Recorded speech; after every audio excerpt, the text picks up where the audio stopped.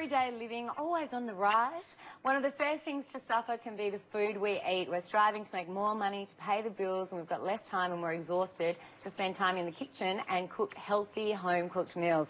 Women's Day food director Jenenne Plummer is going to show us how quick and easy a burger meal is to prepare at home. Quick and easy for you, maybe. Everybody. How are you both? Can do it, my dear, I'm sure. Yeah, now we've got a beef burger that I prepared earlier.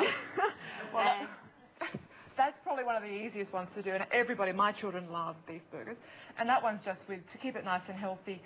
It's just been mixed up with some onion and a little bit of garlic and parsley, and we've made them into patties and fried them, and I'll show you a little bit more about that later, but there's variations to that. So I thought we might do a tuna one. Yes. So that, you know. Tuna patties. Yeah, Tuna patties. All sorts. Yeah. So tuna patties. So and that's just tin tuna? That's a can of tuna. See, that only takes about 2 seconds to open the can. Yeah, 2 seconds to open the can, quite inexpensive. And you've got 425 gram can there. And we're going to add, now usually I'd put in some fresh breadcrumbs, but we'll put a little bit of the dried breadcrumbs to hold that together. They're the ones I'd use about anyway. a cup. Well, that's it. I think most people have them. If you want to make fresh ones, you just have day-old bread, crumble it up, put it in your food processor. I always soak it in a little milk. To make the bread? The bread Oh, before you put it in here? Yeah, before I put it in there. But the whole idea is to just bind it all together. I thought you had to put egg in to bind it. Aha! You know more than you actually thought. So I keep telling me she can't cook, but look, she's even knowing how to do that. That's great, isn't it? A little finely chopped onion. Now And if kids don't like onion, I find if you grate it, that's another great way of doing it. Great way of doing this. The other thing you can do is actually saute that up if you like. And cook it a bit. And cook it a little bit before you put it in, which is always nice to get that raw onion flavour. Or you can soak it in water. True. Yeah, that gets rid of the strong onion flavour too. So that is the basis of it. I'm going to put a little bit of coriander. The fun thing is to get the guys to peel the onion, and then you can see them cry in the kitchen. Isn't that mean? I don't know. My husband doesn't do that sort of stuff. Does your husband do that? No, I haven't got one. I'm talking about my brothers. Oh, your brothers? You could go and just grab a man off the street when it was onion shopping time. Onion shopping time. Oh, okay. Oh, no, I'm putting that in, but that's for the adults. That's a little bit of chili. Would your kids eat chili?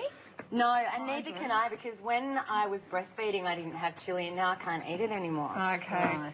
Well, look, we're going to mix that up, and that will then, what you need to do with that is then put that in the fridge for a little while, just to get a little bit firmer, so that we can form it into some patties.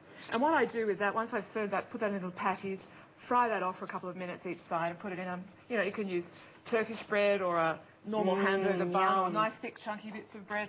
And then I usually make up a little salsa, which is lovely and healthy too, because my children love avocado. So it's a bit like guacamole, but it's chopped up avocado, a little bit of tomato, maybe some capsicum, a little bit of garlic. You could make a lot and have tacos the next night. Yeah, you could. It's great, isn't it? And the recipe is actually going to be on our website. Right. Ones I made earlier. Okay. Now, these are the beef ones I made earlier. Once I cooked one off so we had a display one. Is our pan getting hot? Not really. No. Let's pretend. We might just have to pretend. I'll put one on. Don't forget we need a bit of oil in the pan. A bit of oil in the pan. Pretending. Oil goes in first. This is the only cooking segment I've ever done where there's no cooking. Knowing me, I'd have it on the wrong plate, but no. No, it's not. This is an induction cook, and this is the wrong sort of pan. But you don't just have to use beef, because my family prefer pork and veal mince or lamb mince. I was going to say that. Yeah. Sorry. No, you go on, keep going. No, they like that because it's softer somehow. It just makes a softer. It's not so chewy. It's completely different flavours. You can add different herbs and different spices and things, which also make it very different. And also the accompaniments you have with it. You can serve a lamb one, for example, with a little bit of hummus or some tabbouleh. And some mint. The great thing about it is could you turn it over? Expensive. Please? How much does it cost to make this? Not very much. Not very much. Probably the beef burgers you could get away with for about $10 for the family for 4 burgers. If you've had a lower grade mint. If you have younger children, I'd be making little burgers. These are very big, sort of manly-sized burgers.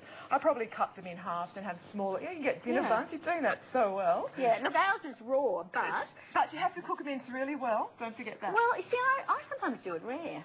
Oh, you should really cook it through because of all the bacteria. Well, I tell you what. And that is looking so good.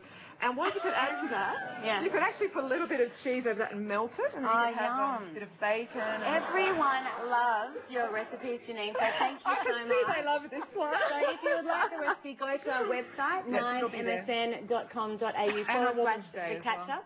Right now we have to go from the kitchen to the newsroom with Mark Ferguson. Good afternoon, Mark.